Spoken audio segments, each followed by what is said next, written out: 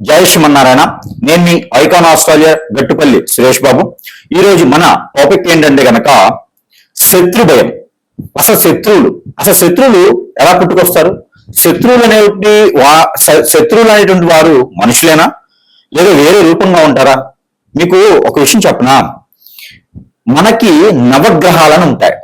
నవగ్రహాలంటే 9, ఛాయాగ్రహాలు 2, మొత్తం 11 అయినా మనము ఆచరణలో తీసుకునేటువంటి గ్రహాలు వచ్చేసి 9 నవగ్రహాలు. వీటి యొక్క స్థల మార్పిడి అవ్వడం వలన, వీటి యొక్క స్థల చెందడం వలన చలనం అవి ఒక్కొక్క రాశి మీద ఒక్కొక్క గ్రహం ప్రభావితం చూపించి మంచి చెడు అనేది తెలియచేస్తూ ఉంటుంటుంది. అలానే వీటన్నిటికన్నా కూడా నవగ్రహాల మనిషికి ఎప్పుడు ఇబ్బంది కలిగించవు. చైతన్యాన్ని ఇస్తుంటే ఇబ్బంది కలిగించడం అంటే ప్రాణం తీసేసేలాగైతే ఉండవు. ఏదైనా పరిహారాలు చేసుకున్నా, యజ్ఞ యాగ హోమాలు జపాలు తపాలు దానాలు చేసుకుంటే కూడా ఆ నవగ్రహాలకు సంబంధించినటువంటి చెడు పోతుంది. ప్రకృతి సంబంధించినటువంటి చెడులున్నా పోతాయి. పితృదోషాలున్నా, కాలసర్ప దోషం, నాగదోషం, కుజదోషాలు ఉంటే కూడా ఏదన్నా దానికి సంబంధించినటువంటి పూజలు యజ్ఞ యాగ హోమాలు చేయించుకుంటే, ఎక్కడైనా స్నానాలు చేసి తర్పణ వదిలితే పోతాయి. ఏదో విధంగా ఏ గ్రహం అయినా కూడా అశుభ దృష్టి నుంచి శుభ దృష్టిగా మలుచుకునేందుకు మార్గాలు చాలా ఉన్నాయి. చివరిగా మానవ గ్రహం అనేది ఉంటుంది. ఈ మానవ గ్రహం ఏం చేస్తుందంటే మన చుట్టూతూనే ఉంటుంది, మన ఇంట్లోనే ఉంటుంది, మన చుట్టూతూనే ఉంటుంది, మన ఇంట్లోనే ఉంటుంది. శత్రువులు అన్నమాట. మనం ఎదుగుతుంటే తట్టుకోలేరు, మనం ముందుకు వెళ్తూ ఉంటే అసలు ఓర్చుకోలేరు. మనకి ఏదైనా జాబ్ వచ్చినా, ఫైనాన్షియల్ సెటిల్ అయినా, త్వరగా పెళ్ళైనా, జీవితం బాగున్నా, నలుగురు వచ్చి మనల్ని పొగిడినా, సన్మానం చేసినా ఎక్కడో బయట నుంచి ఉండరండి. శత్రువులు ఇంట్లోనే పుడతారు. అది ఎవరైనా ఉండొచ్చు, రిలేషన్ అనేది అనేకమైన ఉండొచ్చు.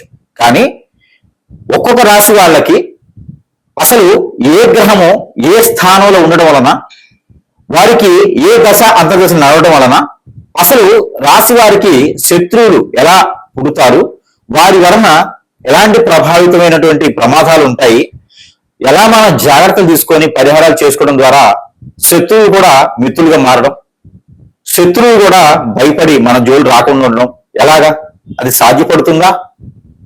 చూద్దాం ఒకసారి ఎంతవరకు సాధ్యపడుతుందో. మనం ఒకసారి ఈ యొక్క రాసుల్లోని ఏ గ్రహం ఎక్కడ ఏ స్థానంలో ఉండడం వలన, ఏ దశాంతదశలు ఏ వయసులో రావడం వలన మనకి శత్రువులు ఏర్పడతారు, వారిని మిత్రులుగా మార్చుకోవడానికి లేదా శత్రువుని అరికట్టడానికి ఏమైనా పరిహారం ఉన్నాయేమని పరిశీలన చేసినట్టయితే కనుక ఖచ్చితంగా ఉండొచ్చు. ఒకసారి మనం పరిశీలన చేసుకున్నట్టయితే కనుక ముందుగా మనకి 12 రాసులు, ఈ రాసుల్లో ఏ రాశి వారికి ఎలాంటి శత్రుత్వం ఉంటుంది, వారు ఎలాంటి అనుభవాలు వారికి చేయూతనిస్తాయి, ఎలాంటి అనుభవాలు వారికి ఇబ్బంది కలిగిస్తాయి, ఒకసారి మనం పరిశీలన చేసుకున్నట్టయితే దానికి సంబంధించినటువంటి పరిహారాలు కూడా ఉన్నట్టున్నాయి. అవి ఒకసారి పరిశీలన చేద్దాం. 12 రాశుల్లో ఒకటి వృశ్చిక రాశి. ఈ వృశ్చిక రాశి వారికి కూడా శత్రువులు ఉన్నారు. ఎలాంటి శత్రువులు ఉంటారు అంటే, బాహుబలి సినిమా చూసినట్టయితే దాంట్లో కట్టప్ప ఉంటారు. అలాంటి శత్రువులే వృశ్చిక రాశి వారికి బాగా కనిపిస్తూ ఉంటారు. దాంట్లో వృశ్చిక రాశి అనగానే అందరికీ ఆకట్టుకునేటువంటి తత్వము, ప్రతి రంగంలోనూ రాణించేటువంటి గొప్ప విశేషం కలటువంటి వారు ఉన్నారు అంటే కనుక ఓపిక, సహనం అన్ని కూడా అలమర్చుకుని ఉండేటువంటి రాశి వారు ఉంటే కనుక అది వృశ్చిక రాశి వారు అని చెప్పొచ్చు. ఈ యొక్క వృశ్చిక రాశి వారికి కూడా శత్రువులు ఉన్నటువంటిది సహజ గుణం లాగా మారిపోతుంది. అలవాటు పడిపోతారు. చివరికి ఎవరైనా ఇబ్బంది పెట్టారు, మోసం చేశారు అంటే కనుక ముందుగా వృశ్చిక రాశి వారిని చేస్తారు. వృశ్చిక రాశి వారు ఏదైనా బాధ్యత తీసుకున్నారనుకోండి, ఆ బాధ్యత ఇబ్బంది పడ్డా, లాస్ అయినా, ఏ రకమైనా సరే ఆ బాధ్యత తీర్చేదానికే ఉంటారు. కానీ ఎదుటి వాళ్ళు వీరి దగ్గర నుంచి పొంది వారినే ఎగిరి కాలుతో తన్నేటువంటి పరిస్థితి ఏర్పడుతుంది. అది వృశ్చిక రాశి వారి పరిస్థితి. అయినప్పటికీ కూడా మళ్ళీ కూడా వారిది ఒక తేలుది స్టోరీ ఉంటుంది. తేలు ఎంతో మంది పిల్లలకి జన్మిస్తుంది, అంటే జన్మ ఇస్తుంది అనమాట. ఈ జన్మించిన తర్వాత పిల్లలన్నీ కూడా ఏమవుతాయి అంటే గనక, ఈ పిల్లలు ఎదిగేదానికి పిల్లి గనక ఇల్లు మారుస్తుంది, 7 ఇల్లు మారుస్తుంది. తేలు ఏం చేస్తుందంటే పుట్టిన స్థానం నుంచి వేరే స్థానానికి పిల్లలన్నింటినీ తీసుకెళ్తుంది.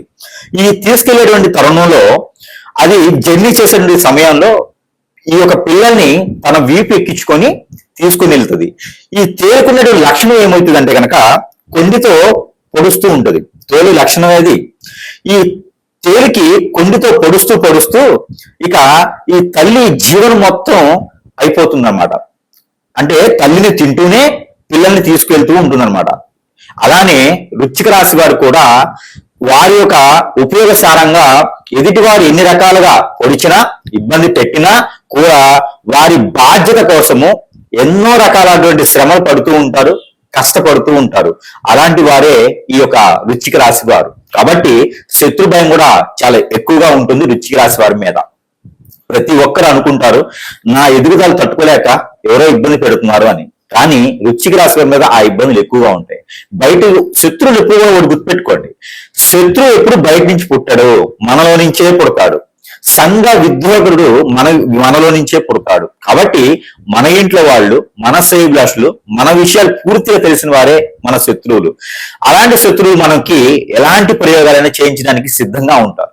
వారికి కావాల్సింది ఏంటి అంటే కనుక మన ఆదాయం, మన ఆచరణ, మనము ఇంకోళ్ళ దగ్గరికి వెళ్లకుండా ఉండేటువంటిది వ్యవహార పూరితం. అలానే వీరికి విలువలు ఎక్కువ ఈ రాశి వారికి. కాబట్టి శత్రువును కూడా జయించుకునే తత్వం కావాలి వీరికి. అలా ఉంటేనే లోక కళ్యాణార్థం కోసం అవుతుంది.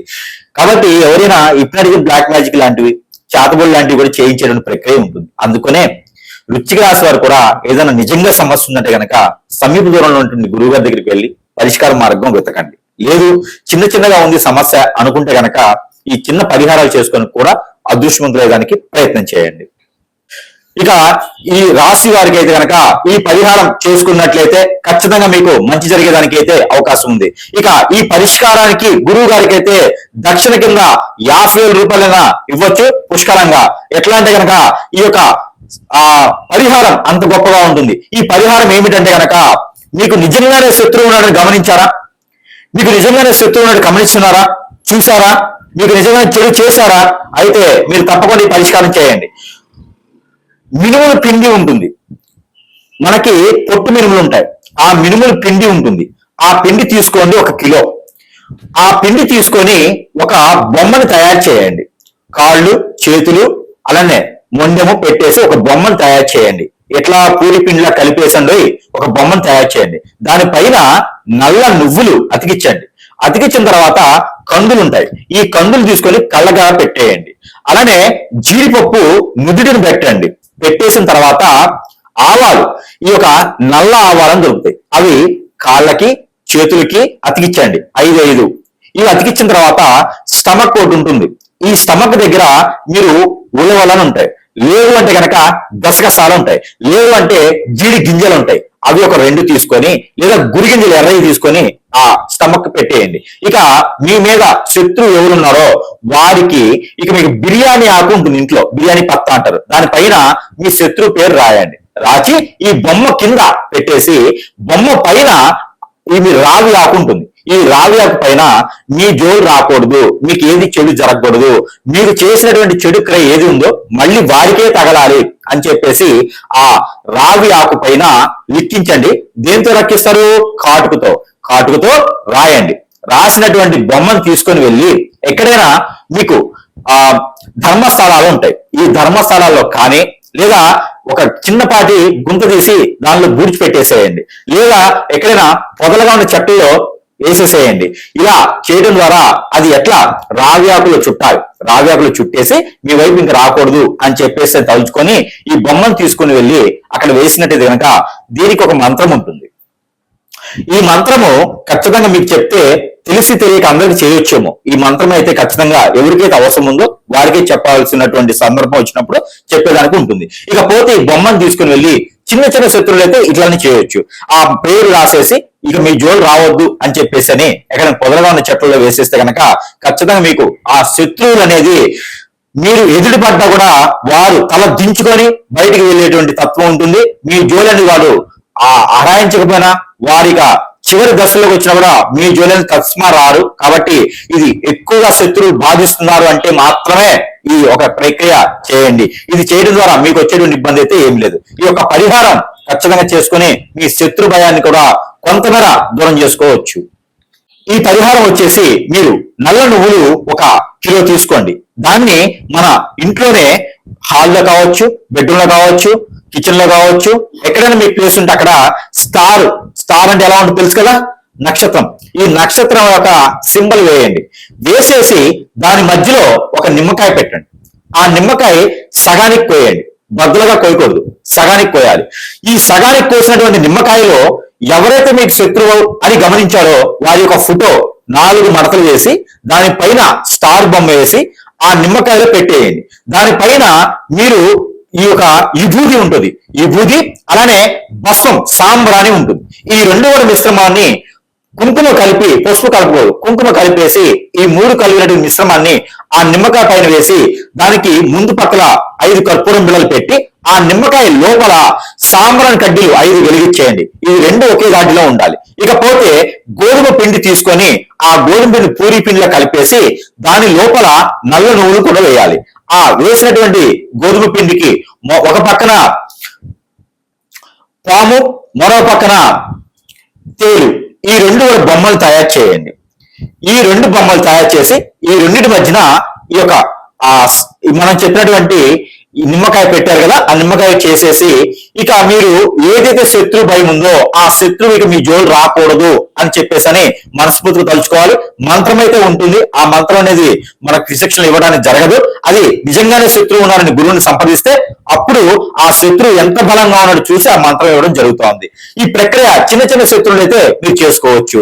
ఇది చేసిన తర్వాత ఆ కర్పూరం బిళ్ళలు, అగరబత్తి పూర్తిగా కాలిపోయిన తర్వాత ఈ 2 పిండిని పాలు, ఏదైతే గేదె పాలు ఉంటాయో ఆ పాలు తీసుకొచ్చి ఈ పిండి 2 తేలు, పాము ఉన్నటువంటి పాము, ఈ 2 పిండిని కలిపేసి ఆ నిమ్మకాయ మధ్యలో పెట్టేసి బాగా ఉండ చేసి అది తీసుకుని వెళ్ళేసి ఎక్కడైనా పారేడు నీటిలో వేయండి. ఇక ఆ స్టార్ బొమ్మ అయితే గనక ఆ నువ్వులు ప్రతి రోజు కూడా ఇంట్లో నుంచి బయటికి ఒక చిటికడు, ఇంట్లో నుంచి బయటకు ఒక చిటికడు, ఇంట్లో నుంచి బయటకు ఒక చిటికడు వేస్తూ ఉండండి వాళ్ళ పేరు చెప్పి. జన్మలో మళ్ళీ మీ వైపు కాదు కదా, కన్నెత్తి చూడాలన్నా కూడా చెమట్ల పుట్టాలి, అట్లా ఉంటుంది శత్రువుకి. కావాలంటే ఇది చేసి చూడండి, తస్మా జాగ్రత్తగా ఉండాలి. ఇది చేసేటప్పుడు మీరు ఆహారం భుజించకుండా, ఆయిల్ ఫుడ్ తినకుండా ఉండండి. స్నానం చేసి చేయాలి అనేది అయితే ఏం లేదు. ఇది ఏ సమయం చేయొచ్చు, ఫుడ్ తినకుండా చేయండి. అది చేసిన తర్వాత ఆ రోజంతా కూడా నేల పడకి చేయండి. మీరు మళ్ళీ పెళ్ళైన వారైతే కనుక ఇద్దరు ఒకే దగ్గర పనుకోకూడదు. ఈ ప్రికాషన్స్ తీసుకొని ఈ పరిహారం చేయండి. శత్రువు తస్మా మీకు దగ్గర కూడా రాడు. ఈ పరిహారం చేసి చూడండి, శత్రు భయం అనేది మనకి నశించిపోతుంది. శత్రు భయం నశించడానికి గల పరిహారం, ఈ పరిహారం మీరు చేసుకొని శత్రువు నిజంగా మీకున్నారంటే కనుక వారిని అరికట్టొచ్చు. ఎలాంటి కనుక బియ్యం పిండి ఉంటుంది, ఈ బియ్య పిండి తీసుకోండి. బియ్య పిండి తీసుకొని చుట్టూత కుంకుమ తీసుకొని 5 రకాల బొట్లు పెట్టండి, 5 బొట్లు పెట్టండి. ఈ బియ్య పిండితో ఒక కుండి చేయండి, దాని లోపల నువ్వుల నూనె పోయండి. ఈ నువ్వుల నూనె ఆముదము కలిపిపోయాలి. ఈ కలిపిపోసినటువంటి నువ్వుల నూనె ఆముదం ఒక్క ఒత్తి వేసి వెలిగించాలి. వెలిగించిన తర్వాత ఈ ఒత్తి వెలిగించిన తర్వాత దాని లోపల కాటుకని కొంచెం వేయండి. ఇది నూనె లోపల కాటుకు కొంచెం వేయండి. ఈ వేసినటువంటి దీపాన్ని ఇంట్లో మీరు దక్షిణ వైపున పెట్టండి. దక్షిణ వైపున పెట్టి ఎవరైతే పేరుందో ఆ శత్రువు పేరు రాగి ఆకు పైన కాటుకతో రాసి ఆ దీపం కింద పెట్టండి. వారికి ఖచ్చితంగా మీరంటే భయం ఏర్పడుతూ ఉంది. ఆ దీపం కొండెక్కిన తర్వాత ఈ కాటుక పెట్టినటువంటి ఏదైతే మట్టి ఈ యొక్క దీపం ఉందో, ఇది మనకి వరిపిండితో చేసినటువంటి దీపం ఉందో, ఈ దీపము రావి ఆకు ఈ 2 కూడా తీసుకెళ్లి ఎక్కడైనా పారేటువంటి నీటిలో వేయండి. మీకు శత్రు భయం అనేది ఉండదు. ఇక్కడ ఒక మంత్రం ఉంటుంది, ఆ మంత్రం అనేది నిజంగా శత్రువు మీకు ఉన్నారు అంటే మనం ఇచ్చేదాన్ని జరుగుతుంది తప్పితే చిన్న చిన్న శత్రువులు ఉన్నారు అంటే కనుక ఖచ్చితంగా ఈ పని చేయండి. మీ అమ్మాయి జోలు ఎవరైనా వచ్చారా, ఈ పని చేయండి. మీ అబ్బాయి జోలు ఎవరైనా వచ్చారా, ఈ పని చేయండి. అంటే శత్రువులు మన ఇంట్లోనే ఉంటారు కదా, మనకు తెలియకుండా కూడా ఉంటారు. మిమ్మల్ని ఇబ్బంది పెట్టేవారు ఎవరైనా ఉన్నారు, డబ్బులు తీసుకుని ఇబ్బంది పెడుతున్నారు, ఇలాంటి వారు ఉన్నారంటే కనుక ఖచ్చితంగా మీ ఆయన ఎవరైనా వల్ల వేసుకున్నారా, లేదా మీ ఆవిడ ఎవరైనా వల్ల వేసుకున్నారా, ఇలాంటి వారు కూడా వారి పేరు రావి ఆకు మీద రాసి ఇలాంటి దీపాలను పెట్టినట్టు కనుక 3 రోజుల్లోనే వారు మీ జోలు రాకుండా ఉంటారు. కాబట్టి ఈ యొక్క పరిహారం మీకోసం చేసి అదృష్టవంతులు అవ్వాలని కోరుకుంటూ ఉన్నాను. జై శ్రీమన్నారాయణ.